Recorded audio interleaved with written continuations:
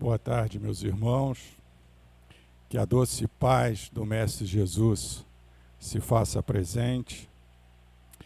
E para nossa harmonização, nossa preparação, nós vamos fazer uma leitura do livro Pão Nosso, da série Emmanuel, a lição 69, intitulada Hoje.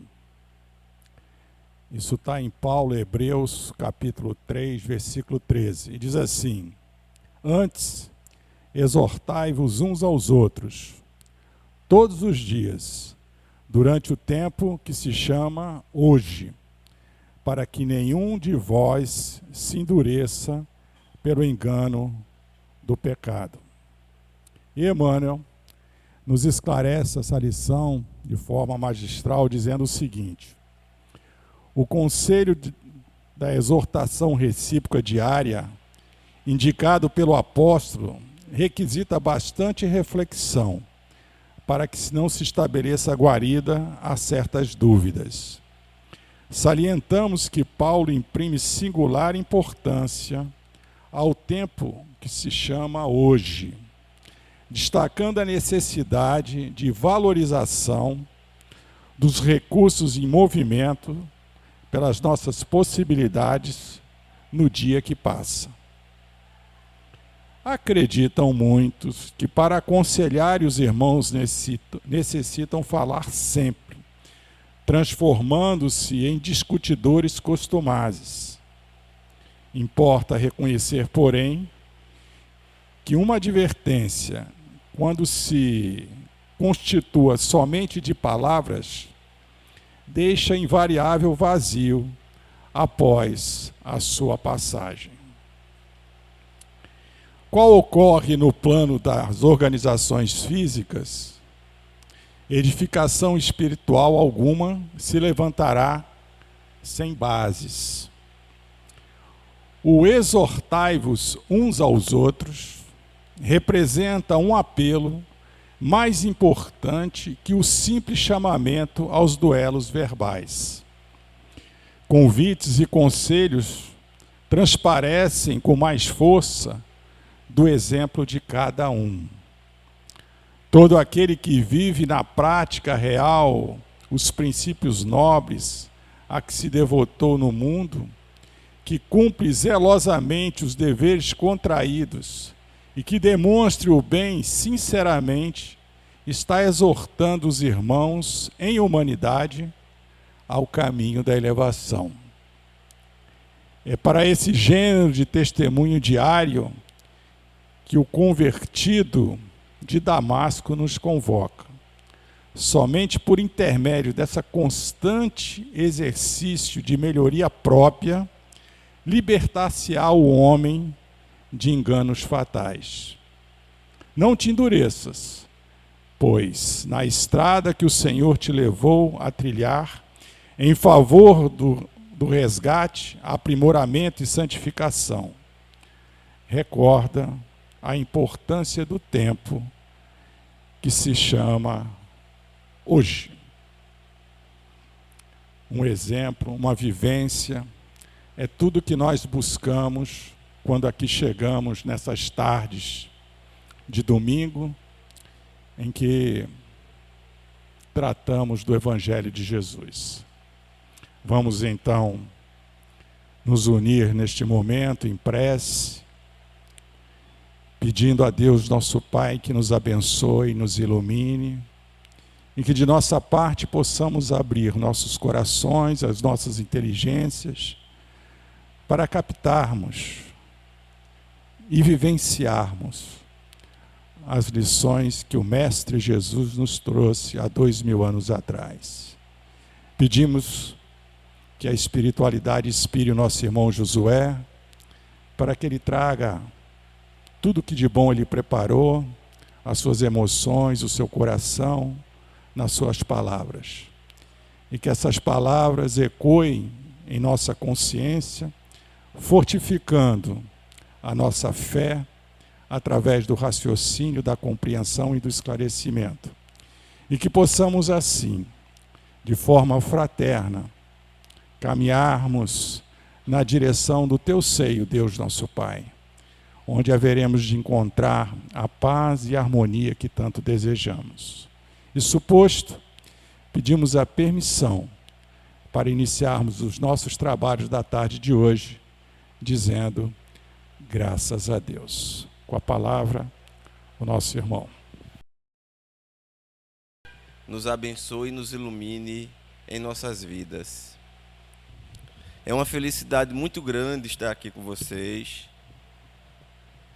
É uma felicidade muito grande estar aqui com vocês. Eu sempre gosto de chegar um pouco mais cedo nas casas, porque eu vou me sentindo ambientado com a equipe espiritual que compõe os trabalhos da casa. Isso me faz muito bem e isso para mim é um presente. O nosso tema de hoje, Jesus renovando vidas. É exatamente o que nós vamos falar, porque a perspectiva do Evangelho, segundo o Espírito Emmanuel, é que o Evangelho ele é simples, mas ele não é simplório. Ele é simples porque ele chega a todas as criaturas, mas ele tem uma complexidade na aparência de simples. E para que possamos compreender melhor, Jesus tem uma frase que eu considero uma das frases mais difíceis da minha existência. Talvez de vocês também. E é uma frase simples, mas complexa. É quando Jesus nos fala assim: amai-vos uns aos outros. Eu acho que é a frase mais difícil da minha vida. Amai-vos uns aos outros. Deixa eu perguntar uma coisa para vocês. Nós já nos amamos uns aos outros? Eu nem falo aqui na casa espírita não, tá? Eu falo na rua, no trabalho, no trânsito, no futebol, na política. Já nos amamos uns aos outros? Mas Jesus torna a frase ainda mais complexa. Amai-vos uns aos outros, como eu vos amei ou vos tenho amado. Aí ele tornou a frase impossível na nossa condição atual. Por quê? Vocês conhecem alguém que já é capaz de amar como Jesus amou? Com todo o respeito que eu tenho ao Padre Zezinho, que eu gosto das músicas do Padre Zezinho, canta muito bem. Quem aqui já ouviu falar do Padre Zezinho que canta? Ele tem uma música que diz assim: amar como Jesus amou é impossível na nossa condição espiritual. Então, por que Jesus usou a frase? A frase de Jesus, ela traz reencarnação. Nascer, viver, morrer, renascer, progredir incessantemente, tal é a lei. Só é possível amar como Jesus amou quando chegarmos à condição crística, porque nós não temos a mínima ideia de como ama um espírito na condição de Jesus, um espírito puro. Então nós vamos percebendo que cada frase do Evangelho, o contexto do Evangelho é de uma complexidade muito grande. E nesse processo espiritual, nós vamos encontrar inúmeras passagens que sem a luz do Consolador nós não entendemos. Inúmeras passagens que se relacionam com nossa vida, com o nosso contexto espiritual familiar. Há uma frase de Jesus em que ele diz assim: vos foi dito que odiareis os vossos inimigos. Eu vos digo que amareis os vossos inimigos. E eu pergunto a vocês, é fácil amar os inimigos? Não é fácil amar nem os amigos. Imagine os inimigos. Às vezes uma palavra dita fora de hora, às vezes uma situação diferente, um momento, acabou a amizade. E olha que a frase de Jesus ela é complexa. Vos foi dito que odiareis, eu vos digo que amareis. E Jesus nos pede para orar por aqueles que nos perseguem e nos caluniam. Sem o Evangelho, sem um consolador para esclarecer essa passagem do Evangelho, nós não compreendemos essa passagem. Porque quando eu falei para vocês que Jesus nos afirma que era necessário amar até os inimigos, e quando eu pergunto a alguém, e você me responde que não é fácil amar nem os amigos, imagine os adversários. Imagine aqueles que você diz assim: meu Deus do céu, como é possível amar aquele que tirou a vida de quem eu amo, de um pai, de uma mãe, de um filho, de uma filha? aquele que jogou você no fundo do poço, aquele que lhe trouxe dor e sofrimento. Como é possível a frase de Jesus? A frase de Jesus só é possível à luz da reencarnação.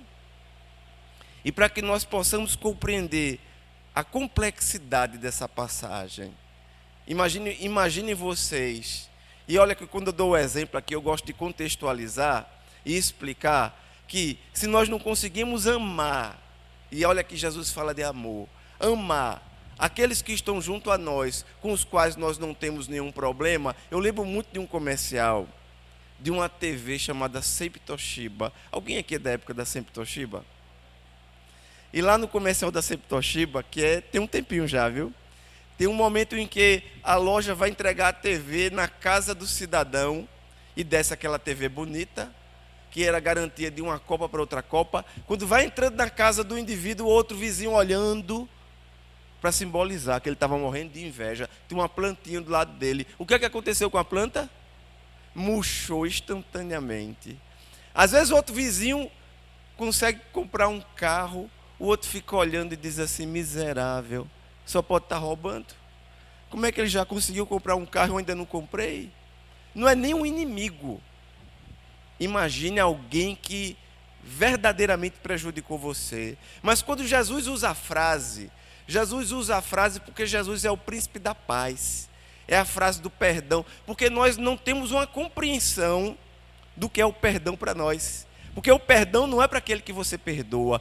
Aquele que lhe machucou, que lhe trouxe dor e sofrimento, muitas vezes ele nem lembra mais de você. Mas você ainda lembra. Por quê? Porque aquela dor que ele lhe causou ainda está lhe machucando, mas está machucando a você. Então, quando você perdoa, você não isenta o perdoado de responder pelos processos que ele se comprometeu.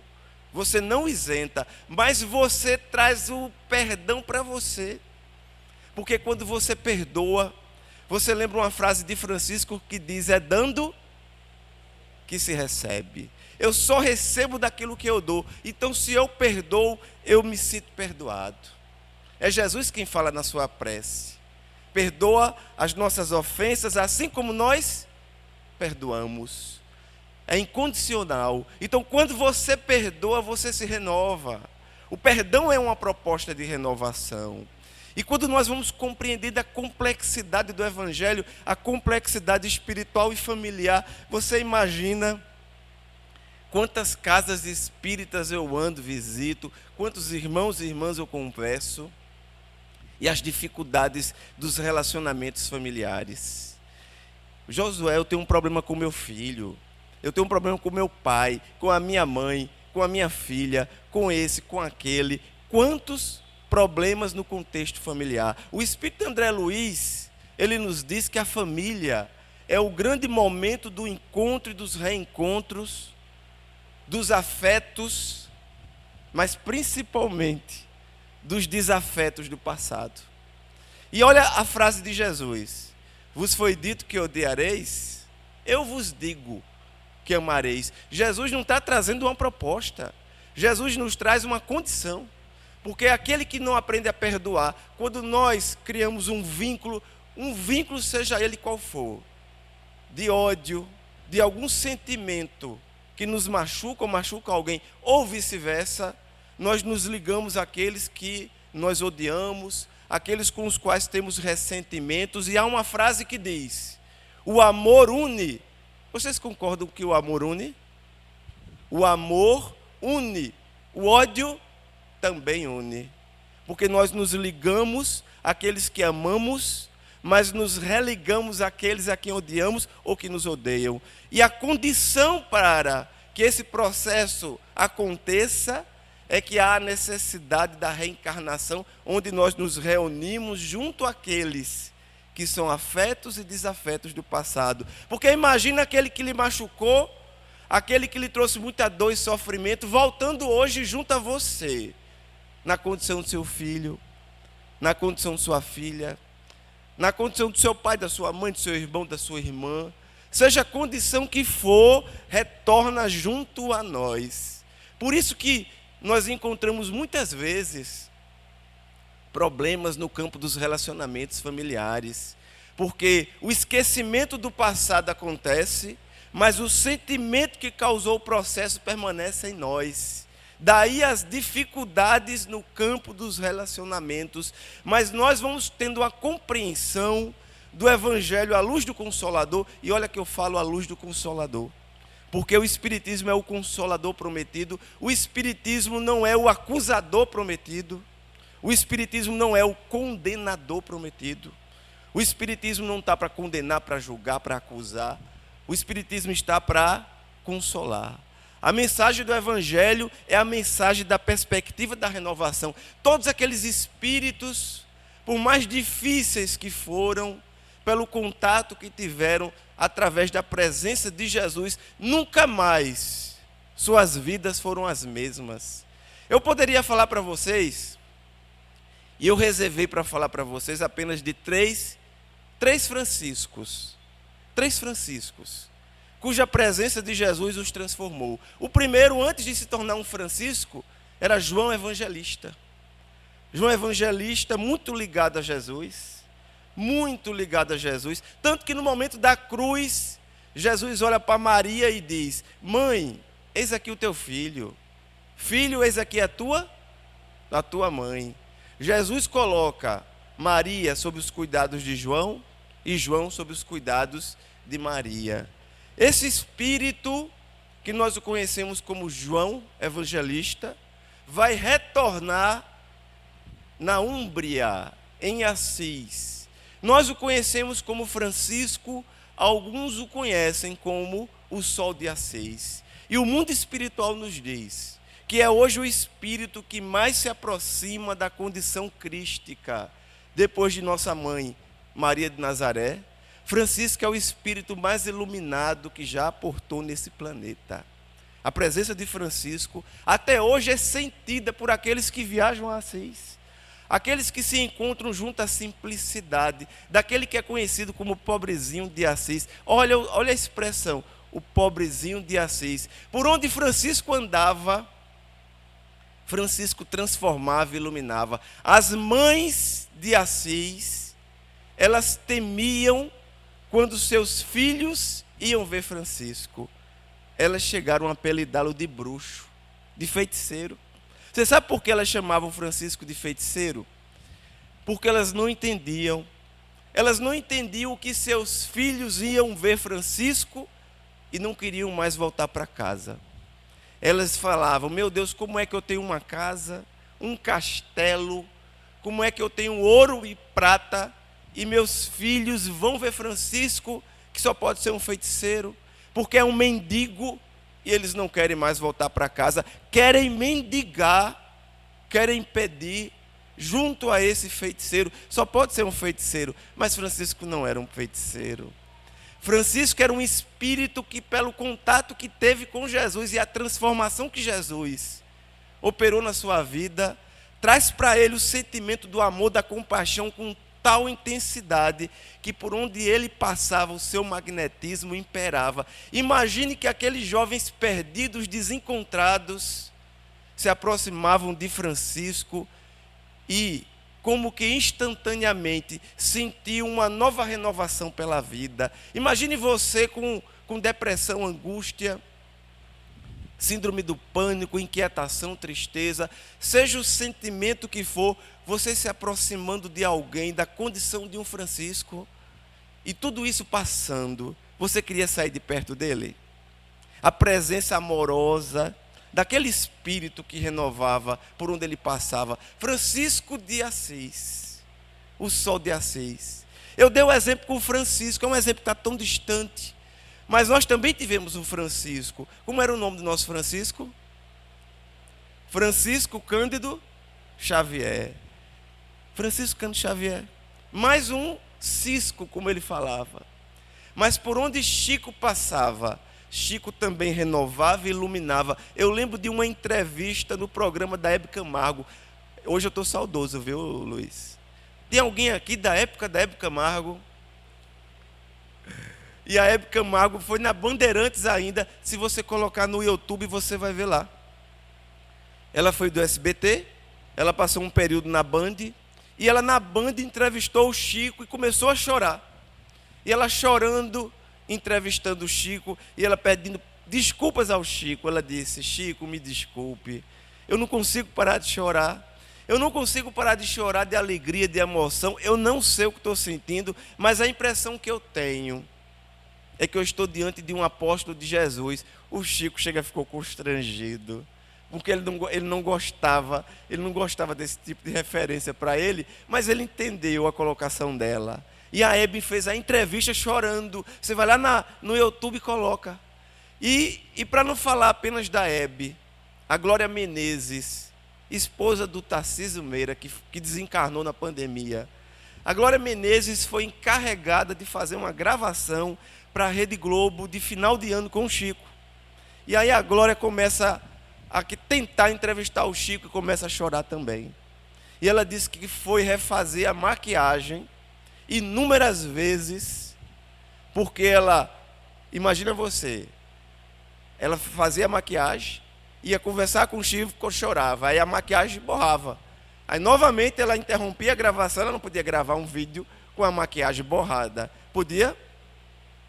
Ela interrompia a gravação, ia novamente refazer a maquiagem, ela disse: agora eu estou pronta.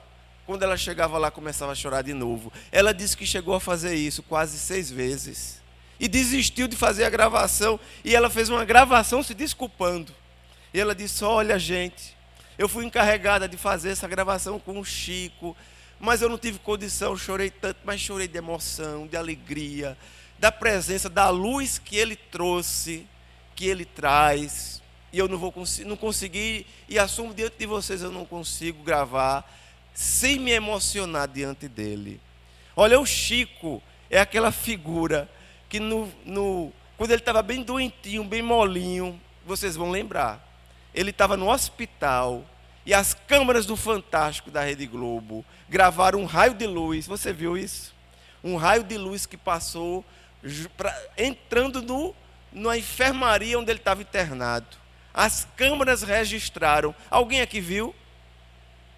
Se você botar lá, quem não viu, se você colocar lá no YouTube, você vai ver lá. O jornalista com as câmeras apontadas e falando assim: olha, nesse hospital está o Chico Xavier. Aí o raio passou. Uma luz passou. E aí foi várias pessoas para darem uma justificativa para explicar o que era aquele raio de luz. E o Arnaldo Rocha, o viúvo da Meimei, muito amigo do Chico, muito amigo mesmo, um dia conversando com o Chico, disse: Chico, que raio de luz era aquele? O Chico disse: minha mãe e o Emmanuel. Minha mãe e o Emmanuel, que vieram me visitar. Olha, o Chico, eu costumo dizer isso, é uma coisa minha, tá, gente? É algo que eu imagino. Alguém aqui lembra um ano que o Chico desencarnou? Foi quando? 2002. O Luiz logo lembrou, foi na Copa. Já vi que você gosta de futebol. Ele lembrou da Copa 2002. Eu costumo brincar falando que o Brasil só ganhou aquela Copa por causa do Chico. Eu imagino que... Alguém lembra qual foi o jogo? A decisão, Brasil e quem? Agora é o teste, viu? Não foi a Itália. A Itália foi em 94. Brasil e Alemanha. Foi a Alemanha, meu amigo. 2-0, me lembro até dos gols de madrugada. Brasil e Alemanha, 2 gols. Se eu não me engano, foi do Ronaldo, do Fenômeno. E o Brasil foi campeão do mundo. Eu imagino que o Brasil só foi campeão do mundo por causa do Chico. Porque imagina você que o Chico pediu, e era uma frase, era um pedido do Chico, em que ele fazia assim: se nosso Senhor Jesus Cristo permitir, eu gostaria de partir num dia de muita felicidade para a nação brasileira. Alguém aqui lembra disso? Que o Chico fazia esse pedido, e ele disse: se nosso Senhor Jesus permitir. E eu imagino com vocês que, olha, com certeza o Chico merecia. Merecia ou não? O Chico merecia. Eu imagino, na minha mente, que os amigos espirituais que acompanhavam o Chico, dialogando no mundo espiritual com os alemães, e diziam assim: olha, o Chico precisa desencarnar hoje, precisamos ganhar o jogo, para ele desencarnar do jeito que ele pediu. Você imagina a envergadura desse espírito que desencarnou do jeito que ele pediu, num dia de muita felicidade para a nação brasileira. Porque vocês conhecem um dia para o brasileiro mais feliz do que ganhar a Copa do Mundo? Eu ainda não vi. Nada no Brasil comove mais do que uma Copa do Mundo. E foi a última Copa que o Brasil ganhou, 2002. Não é todo dia que tem Copa do Mundo, não é de 4 em 4 anos que você ganha a Copa do Mundo. O Brasil ganhou. E o Chico desencarnou do jeito que ele pediu. Eu imagino que o acordo, e eu tirei essa conclusão agora na Copa no Brasil. Porque os brasileiros devem ter dito para os alemães: se preocupa não, que mais na frente a gente vai pagar a vocês com juros e correção. E com certeza foi bem pago, não foi? O Chico desencarnou do jeito que ele pediu. E eu falei para vocês de Francisco de Assis, falei de Francisco Canto Xavier. Eu poderia falar também de outro Francisco, que é um Francisco que também trouxe muita luz, que é o Papa Francisco. E é um Papa carismático, é um Papa que veio para transformar também, para renovar. E segundo Divaldo Franco, ele é acompanhado por verdadeiras equipes espirituais franciscanas. E o Divaldo chegou a falar que foi convidado para um evento no Vaticano, sob os auspícios do Papa Francisco, que se chama Bergoglio. E lá no Vaticano, quando ele participava do evento juntamente com outras religiões, judaísmo, islamismo, várias religiões, e ele disse que o pessoal do Vaticano, as relações públicas do Vaticano e o cerimonial definiram que eles apertavam a mão do Papa, tinha um protocolo para apertar a mão do Papa, mas eles deveriam soltar a mão do Papa rapidamente para dar a vez a outra pessoa. E o Divaldo contou que quando chegou a vez dele, que ele apertou a mão do Papa e foi soltar, o Papa segurou a mão dele e ficou segurando. E ele disse que ficou olhando o Papa. E uma vez, há anos atrás, isso é o Divaldo que fala, tá, gente? Ele disse que anos atrás, a Joana tinha dito para ele que vários espíritos das equipes espirituais de Jesus eram encarregados de reencarnar aqui no planeta para ajudar, para colaborar o planeta, para espiritualizar esse planeta ainda tão violento, ainda tão complexo, do nosso mundo de provas e expiações. Quando o Divaldo sai daquele momento, Joana olha para ele e diz assim: esse é um dos enviados de Jesus. Então eu falei para vocês de três Franciscos, cujo contato com Jesus transformou suas vidas, e por onde eles passaram, e eles passam, transformam vidas e corações. Eu falei desses três. Agora imagine o próprio Jesus. Imagine-se a própria presença de Jesus em nossos corações e nossas vidas. Na época de Jesus, nós encontramos um homem profundamente perdido, desencontrado. Nós encontramos um personagem que eu vou citar agora, profundamente perdido, desencontrado, com aquele vazio na alma, que muitas vezes se aproxima de nossas vidas, aquele vazio existencial. Eu falo para vocês de um cobrador de impostos. Como é que ele se chama? Ou melhor, como é que ele se chamava? Zaqueu. Zaqueu era um publicano, um cobrador de impostos, alguém que se sentia profundamente perdido e desencontrado, porque ele era infeliz, apesar de todos os recursos financeiros que ele tinha. E Zaqueu, certa feita, escuta que alguém fala para ele e diz assim: Zaqueu, por onde passa esse tal de Jesus de Nazaré, ele transforma vidas, renova corações. Mas Zaqueu pensava: meu Deus, mas ele é judeu.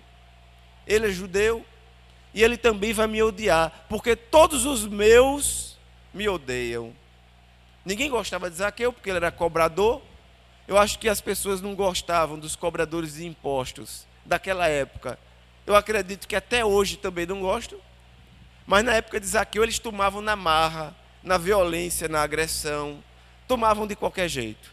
E Zaqueu, nesse processo de desencontro, onde ele apenas observava o poder do ouro, sem ainda ter sentido na vida a renovação através do sentimento do amor, e aí ele escuta falar que Jesus vai fazer uma visita a Jericó. Eu não sei se vocês sabem, Jericó é a mais antiga das cidades da humanidade. Jericó é uma cidade com 11 mil anos. É a mais antiga das cidades da civilização que nós conhecemos. 11 mil anos. E aí, quando Jesus vai a caminho de Jericó, Zaqueu escuta falar que Jesus vai chegando, uma pequena multidão se forma, Zaqueu vai para tentar observar a presença de Jesus, ele não sabia quem era Jesus. Eu não sei se vocês concordam comigo. Na época de Jesus não tinha Facebook, não tinha Instagram, não dava para ele saber quem era Jesus. E ele vai em busca de tentar reconhecer quem é esse Jesus de que tanto falam. Mas Zaqueu era baixinho. O que foi que Zaqueu fez para ver Jesus? Subiu numa árvore, em um sicômoro. Zaqueu sobe um sicômoro. E até hoje, lá em Jericó, existe um sicômoro que é um ponto turístico na cidade, em que eles cercaram e colocaram que naquele sicômoro Zaqueu subiu para ver Jesus há 2000 anos. Eu não sei se é o mesmo sicômoro, se é descendente do sicômoro, eu não sei. Mas lá em Jericó ainda tem aí o sicômoro com a plaquinha. E Zaqueu sobe no sicômoro. Quando Jesus vai se aproximando, eu acho esse momento tão bonito. Porque Jesus vai se aproximando, olha para Zaqueu e diz: desce daí, Zaqueu. Zaqueu nem sabia que Jesus o conhecia até pelo nome. Ele se emociona tanto que ele nem desce da árvore, ele se joga, ele cai, mas ele nem sente que se machucou, porque foi Jesus que o chamou. Jesus pede que ele abra as portas de sua casa. Jesus adentra a casa de Zaqueu. Quando Jesus adentra a casa de Zaqueu, aconteceu um fenômeno na época que eu acredito que não exista mais hoje, que é o fenômeno da fofocagem. Ainda existe fofoca hoje, é? Sério, gente? Ainda acontece, né? E aí os sacerdotes, aqueles falsos moralistas da época começaram a comentar: teu mestre entra na casa de um homem de má vida, teu mestre entra na casa de um pecador, teu mestre entra na casa de um publicano. Jesus, escutando todo aquele processo, Jesus não vai se indignar em nenhuma passagem do evangelho com ninguém. Jesus não fica indignado com a mulher adúltera. Jesus não fica indignado com criminosos, com assassinos. Jesus não fica indignado. Jesus sempre teve uma palavra de conforto, de consolo, de transformação para essas vidas. Mas Jesus se indignava diante dos sacerdotes que ludibriavam, que enganavam com seu falso moralismo para enriquecer. Jesus vai para fora da casa e diz: sacerdotes hipócritas. E ele usa uma frase inesquecível, porque na época de Jesus, quando você queria xingar uma mulher, você chamava aquela mulher de meretriz. Isso é uma meretriz, é uma prostituta. Era a forma mais tenebrosa de se xingar uma mulher. Um homem também, isso é um prostituto. Jesus olha para os sacerdotes e fala: sacerdotes hipócritas, até as meretrizes te antecederão no reino dos céus. Jesus fala que as meretrizes de quem eles tanto falavam eram melhores que eles, e que chegariam primeiro que eles no reino dos céus, porque elas se vendiam. Porque muitas vezes, e nós não estamos aqui para julgar ninguém, mas quem aqui pode acusar alguém por isso? Sabe-se lá quantas condições surgiram, pelo desequilíbrio, pela educação, pela formação, pela falta de formação, pelo desespero, pela condição da dificuldade, principalmente da época em que as mulheres sofriam tanto. Mas os sacerdotes, eles não vendiam o corpo, eles vendiam até a alma. E há uma frase que diz: o homem que se vende não vale o que se paga. Eles se vendiam completamente para enriquecer, enganando, ludibriando e extorquindo as casas das viúvas.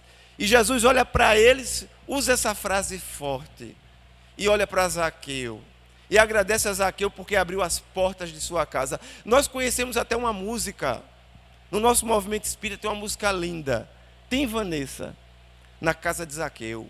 Mas eu tenho certeza que vocês, ou a maior parte de vocês, não conhece essa música. mas conhece a de Zaqueu. Aquela de Zaqueu que é evangélica, não conhece?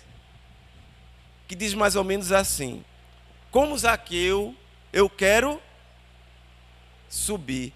Quem conhece essa música, por favor, levante a mão. Praticamente todo mundo conhece. Então vocês me ajudam com a música. Eu não vou cantar não, tá, gente? Nem se preocupe. Mas vocês me ajudam na letra da música. Diz mais ou menos assim: como Zaqueu, eu quero subir o mais alto que eu puder. Para quê? Só para te ver, olhar para ti e chamar sua atenção para mim. Eu preciso de ti, Senhor. Ele chama de Pai. Eu preciso de ti, ó Pai. Sou o quê? Sou pequeno demais. Me dá a tua paz. Largo tudo para te seguir. Vocês acreditam que Zaqueu fez isso mesmo? Zaqueu largou tudo para seguir Jesus. Zaqueu, naquele momento, com a presença de Jesus na sua casa, e há uma simbologia muito forte, porque a pergunta que nós vamos trazer aqui na tarde de hoje é: nós já abrimos as portas da nossa casa para Jesus? Zaqueu abriu as portas da casa, Jesus entrou. Mas Jesus entrou pelas portas mais difíceis, que são as portas do coração. E Jesus adentrou o coração de Zaqueu. Zaqueu, por isso que a música diz: entra na minha vida, entrar em nossas vidas, operar transformação em nossas vidas. Veja você, Zaqueu olha para Jesus e diz: Senhor, hoje a renovação, a transformação. Alguns religiosos falam: hoje a salvação entrou aqui na minha casa. Mas Senhor, hoje metade de todos os meus bens eu vou dar aos pobres, e a outra metade, a todos aqueles que eu tirei eu vou devolver 4 vezes. 4 vezes o que eu tirei. Então Zaqueu ficou sem nada. Zaqueu ficou sem absolutamente nada material. Mas Zaqueu ficou cada vez mais rico, porque Zaqueu ficou com a melhor parte. Zaqueu ficou com Jesus. Zaqueu olha para Jesus e fala: Senhor, só permite te acompanhar, só permite te seguir, porque todos aqueles que te seguem não se perdem jamais. Eu pergunto a vocês: quem segue Jesus se perde? Quem te segue, Senhor, não se perde jamais. Zaqueu passa a acompanhar Jesus. Zaqueu muda de nome. Ele abandona até o nome. Deixa de se chamar Zaqueu, passa a se chamar irmão Matias. Não é mais Zaqueu, agora é Matias. E ele acompanha Jesus durante toda a sua vida, até a crucificação. E depois da crucificação de Jesus, ele fica junto aos apóstolos e aos discípulos e a Maria. Junto a Maria, que Maria era chamada de mãe pelos apóstolos e pelos discípulos, porque Maria é a representação da mãe de todos nós. Veja a música como é interessante. E a música tem uma falha. A música tem um erro. Ela tem um erro na nossa visão espírita. Na nossa visão espírita, essa música tem um erro. Porque ele diz assim: entra na minha casa, entra na minha vida, mexe com minha estrutura, sara todas as feridas. Porque a maioria de nós carregamos feridas na alma. Essas feridas na alma são consequência das vidas, dos processos difíceis, de dor, de sofrimento, da nossa inquietação, da nossa intransigência, da nossa falta de compreensão, da nossa falta de perdão. E todas as vezes que o perdão nos falta, todas as vezes que nos faz falta perdoar, nós sentimos que se formam feridas na alma, que são feridas que nos adoecem a longo prazo, espiritualmente e fisicamente. Por isso que quando Jesus entra no seu coração, Jesus entra na sua vida, Ele opera a renovação, transformando nossas vidas, nossas almas. Entra na minha casa, entra na minha vida, entra na sua casa, entra na minha casa. Jesus entra quando nós convidamos. Onde houver 2 ou mais pessoas, em meu nome, eu aí estarei. Jesus está aqui nesse momento? Jesus está aqui nesse momento. E um dia eu falava isso, e tinha uma senhorinha, eu falava numa reunião das vovozinhas numa instituição. Uma senhorinha me esperou do lado de fora. Ela disse: vem cá, meu filho, você disse que Jesus falou que onde houvesse 2 ou mais pessoas, eu moro sozinha, Jesus não vai lá em casa não? Eu disse para ela: a senhora não mora sozinha não, minha amiga. Ninguém mora só, ninguém aqui é sozinho. Para você reencarnar nesse planeta, você precisa que um espírito mais elevado que você se ligue a você durante toda a sua encarnação. Você pode chamá-lo do jeito que você quiser, anjo da guarda, amigo espiritual, espírito protetor. Ele lhe acompanha durante toda a sua trajetória, até no mundo espiritual por um longo tempo. Ninguém está só. Eu não quis dizer para ela, sem falar os obsessores. Então ninguém está só. Não existe ninguém sozinho. Às vezes nós olhamos para a rua, eu encontro pessoas que dormem na rua. Pessoas que dormem na rua, eu acho interessante porque às vezes eu vou caminhando lá onde eu moro, no bairro de Piedade, na Bernardo Vieira de Melo, tem uma área que tem vários moradores de rua. Todos eles, cada um deles está ali sozinho, muitas vezes abandonados pela família, mas tem um cachorro. Um cachorro está com eles. E eles criam um relacionamento com um cachorro tão forte. Eu digo esses animais são abençoados. Então, quando as pessoas falam de cachorro, de gato, eu digo que cachorro, gato são coisas lindas, são animais iluminados pelos espíritos iluminados. Eu vi um morador de rua carregando um cachorro nas costas, e alguém perguntou: por que você carrega ele nas costas? Ele disse: porque o chão está quente. E você fica observando em São Paulo, muitas vezes para colocar os moradores de rua nos albergues é uma dificuldade, eles não querem ir. Por que você não vai? Porque meu cachorro não entra, eu não vou deixar o meu cachorro aqui, ele não me deixa, eu não vou deixá-lo também. E você vai ver, eles criam vínculo com aqueles animais. O Chico nunca deixou de se acompanhar para o cachorro, para o gato, para o pássaro. O Chico se acompanhava por esses animais, esses seres. Francisco de Assis conversava até com as formigas. Irmão lobo, irmã formiga. Vocês imaginam alguém chamando formiga de irmã? E eu imagino Francisco hoje, irmã barata. Alguém chama barata de irmã? Eu tenho um amigo, e eu estava estudando na casa dele uma vez, e apareceu uma barata na parede. Não tem aquelas baratas voadoras, né? Ela voou assim, bateu na parede. Aí ele viu, pegou um chinelo. Eu pensei que ele ia derrubar a parede. Ele voou com uma agressão. Ela bateu em uma parede, caiu, subiu, ele bateu de uma forma que eu digo: meu Deus do céu, cara, para que tanta violência? Josué, eu vou criar barata. Eu não falei isso, mas não precisa colocar ódio. É só uma barata.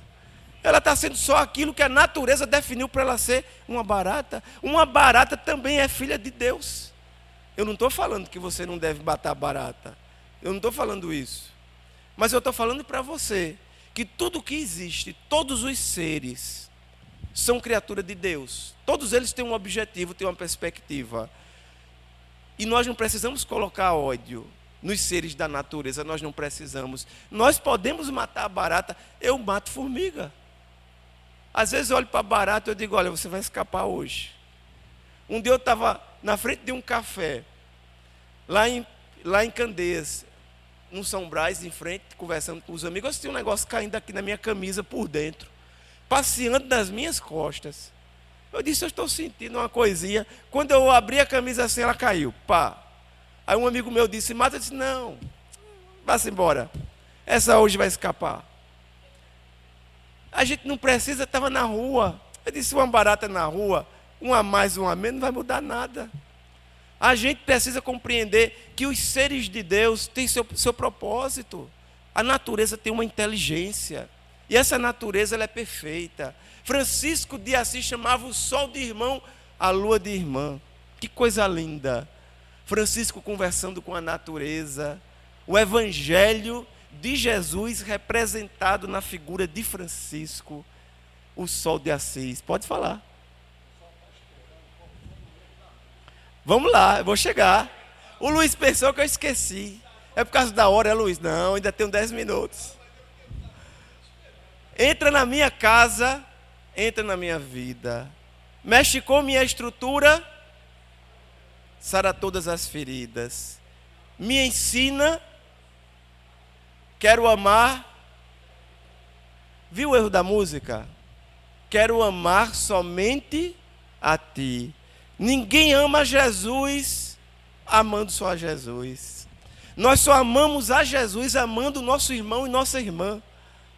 Não importa se meu irmão é israelense ou palestino, são nossos irmãos.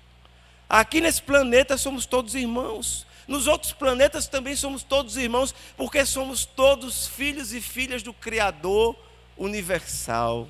Do Criador universal.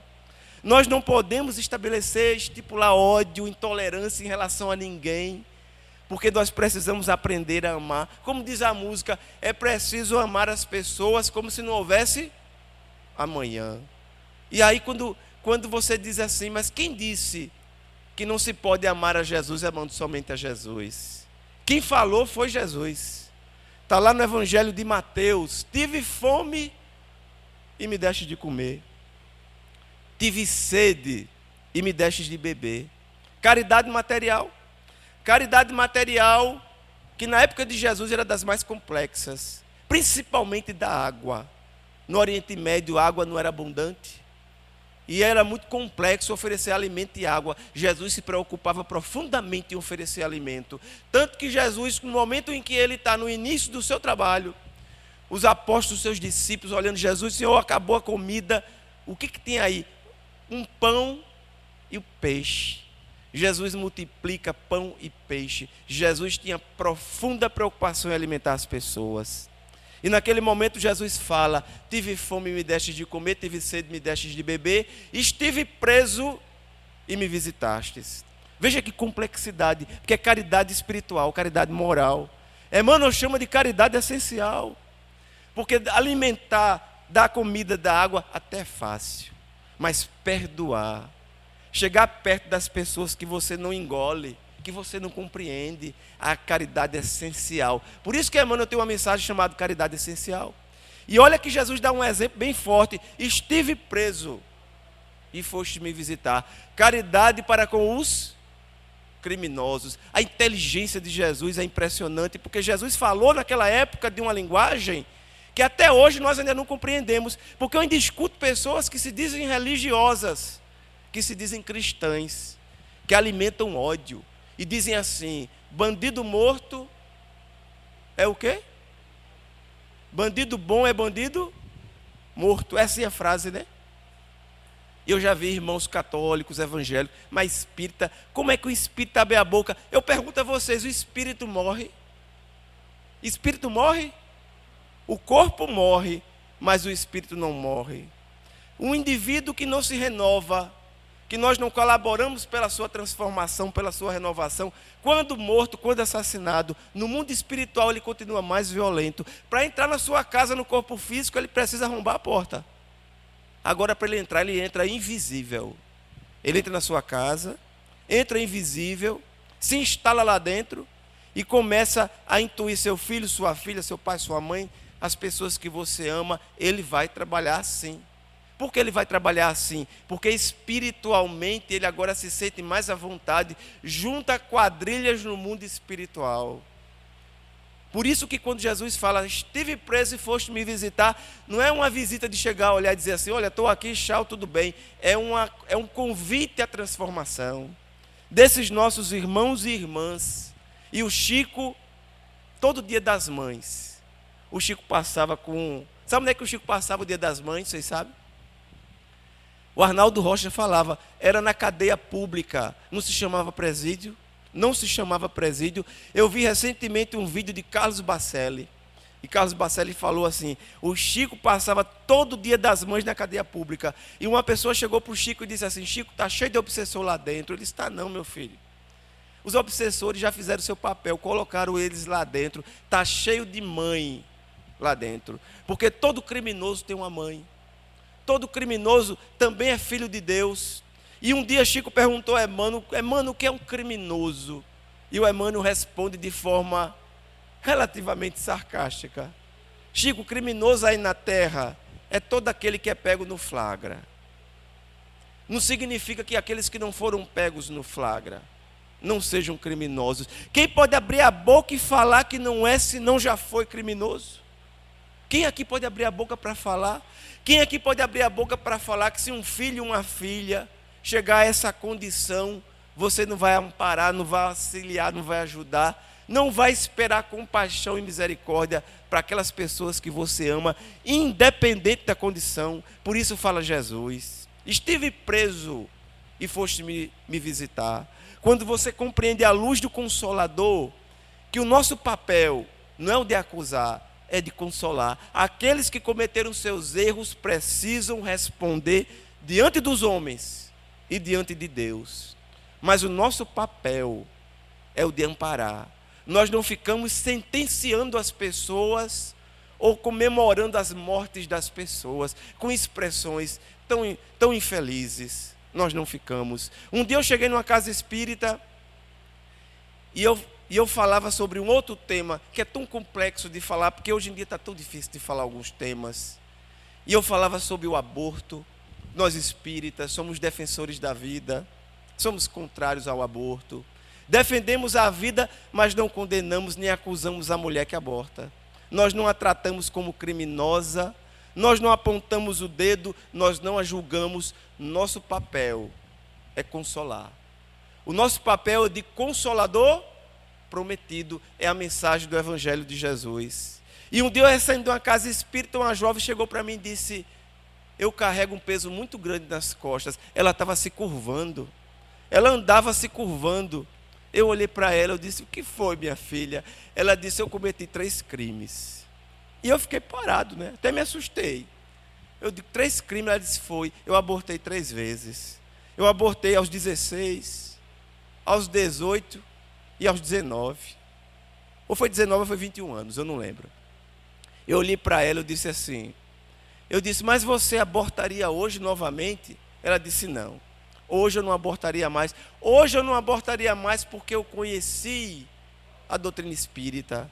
Eu senti a presença de um amigo espiritual do meu lado e ele falou: diga para ela que existe o ressarcir das dívidas pela moeda da dor, mas também existe o ressarcir das dívidas pela moeda do amor. E ela olhou para mim e eu falei, e eu continuei e falei para ela: da sua casa espírita, tem trabalho com criança? Tem trabalho com evangelização? Tem trabalho com jovem? Ela disse: tem.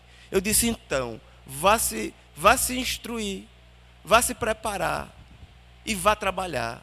Vá ser a mãe das crianças, ser mãe, vá colaborar, vá iluminar, vá levar sua experiência, para outras jovens, para que elas não cometam os mesmos processos que você cometeu. Ela olhou para mim e disse: meu Deus, que coisa boa, porque é como se eu estivesse tirando um peso das minhas costas, porque eu achava que o que eu fiz não tinha reparação, e o Espiritismo nos ensina que não existe erro irreparável. Não existe erro irreparável. Com Jesus, é sempre renovação, transformação. Nós assumimos as nossas responsabilidades, nossos erros, nossas falhas, mas nós compreendemos que quando Jesus habita em nossas vidas, nós precisamos aprender a compreender o ressarcir das dívidas pela moeda do amor. E a moeda do amor é a moeda do trabalho. Por isso o apóstolo Paulo nos fala: o amor cobre uma multidão de pecados. Eu nem gosto dessa palavra. Uma multidão de erros.